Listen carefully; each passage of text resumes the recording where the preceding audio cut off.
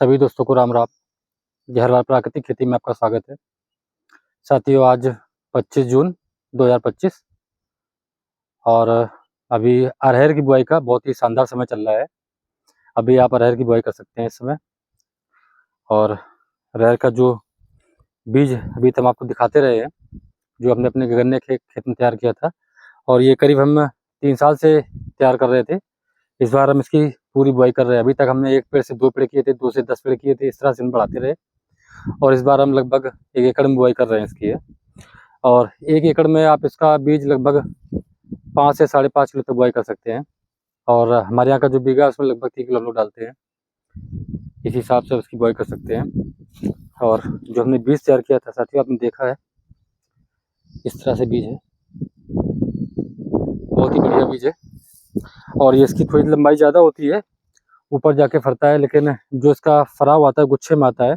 हम आई बटन में इसका वीडियो डाल देंगे, आप देखेंगे उसमें कि किस तरह से पौधा हमारा तैयार हुआ था ये। और इसी के साथ में हम ये अपनी देसी बीज 1 किलो की बुआई करेंगे। अरहर के साथ में ही करते हैं इसकी बुआई हम, तो हमारे घर के खाने के लिए हो जाती है, शुद्ध ऑर्गेनिक। और ये देसी बीज है। इसका हम वीडियो आपको पहले दिखा चुके हैं, आज से 1.5-2 महीने पर दिखा चुके हैं।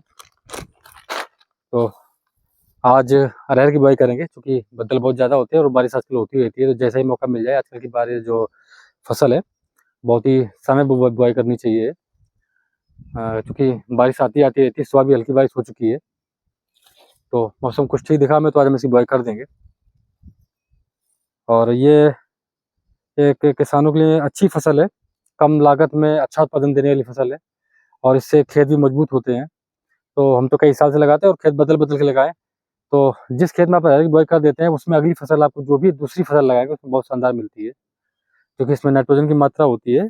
तो ये और इसकी जो जड़ होती है, मूसला जड़ होती है, तो वो नीचे से जो अपना वो एक खुराक लेती है, वो नीचे से लेती है। जो ऊपर वाली मिट्टी सतह है, यहाँ पर कि आपकी जो मिट्टी है उपजाऊ हो जाती है। और उसके बाद जब आप अगली फसल इसमें कोई दूसरी लेते हैं तो बहुत ही गजब की आती है। तो चलिए साथियों, अपनी आज हम बुआई शुरू करते हैं और देखते हैं।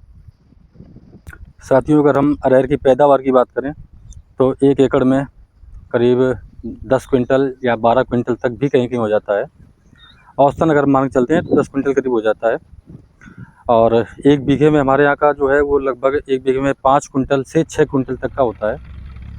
और साथियों, इसमें देखा गया कि इसमें जो खर्च है वो आपका बहुत कम से कम आता है। जो बुआई के बाद में सीधा आपको ये मान के चलते हैं कटाई करनी है, जिस तरह से हम कर रहे हैं, और कोई खास इसमें खर्च नहीं आता है। अगर हो सके तो एक निराई करवा दें, इसके बाद कुछ नहीं करना है। तो इसकी पैदावार लगभग 5 क्विंटल अगर मान के चलते हैं, तब भी ये देखा जाए तो लगभग मार्केट अलग अलग रहता है, 80, 90, 100, 110, 120 रुपये, जैसा भी केजी में बिकता है ये। तो अगर मोटा मोटा मान चलते तो लगभग 50,000 का हो जाता है ये 1 बीघे का। एकड़ में लगभग 1 लाख का। और इसमें खर्च जो आपका रहेगा वो लगभग ना के बराबर रहेगा। सबसे बड़ी बात तो यही है। तो और 1 साल की फसल है, लेकिन साथियों आज के समय में ये 1 साल की फसल नहीं है। इसमें आप थोड़ी सी अगर अर्ली बुआई करते हैं और उधर समय पे कटाई करके, और उसके पीछे आप तुरंत पीछे आप मूंग की बुआई कर सकते हैं, जैसा कि हम लोग बराबर यहाँ पर करते हैं अपने यहाँ। तो आपको 2 फसलें भी मिल जाती हैं, और दोनों ही फसलें बढ़िया हैं, अच्छा उत्पादन देने वाली और अच्छे रेट वाली हैं। तो इस समय अभी का देखते हुए तो अरहर की फसल बहुत ही बढ़िया है, क्योंकि इसके अलावा हम जो भी फसलें करते हैं तो उनमें बहुत सारा काम करना होता है। भले ही वो 6 महीने में फसल हमको मिल जाती है, बहुत ज़्यादा काम करना होता है और बहुत सारे खर्चे आते हैं उसमें। इस पर खर्च नहीं है। और वैसी जो भी फसलें होती है वो हमारी ज़मीन से ताकत को लेती हैं, और उसी जगह पर ये जो हमारी अरहर या दलहन की जो फसलें होती हैं वो आपके खेत को नाइट्रोजन प्रदान करती है और खेत को आपके जो है मजबूत बनाती हैं। तो इसलिए थोड़ी बहुत अरहर या दलहन की खेती ज़रूर करें, और आपको इससे फ़ायदा ही होने वाला है, इसमें नुकसान कोई नहीं होता है। अब हम अपनी ज़मीन के हिसाब से थोड़ा बहुत हर बार लगाते हैं, 2 बीघा, 3 बीघा, 4 बीघा। तो साथियों, अरहर खेती ज़रूर करें।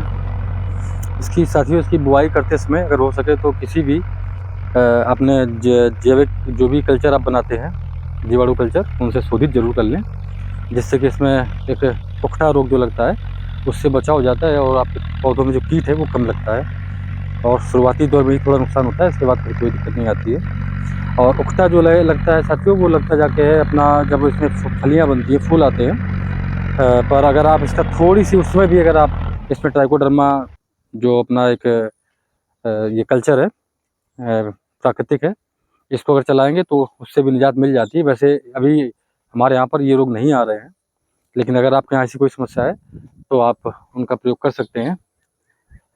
तो साथियों, मिलते हैं अगली वीडियो में, और हम ऐसी जानकारी देना चाहते हैं आपको जो पूर्णतया हमने अपने पास इस्तेमाल की हो।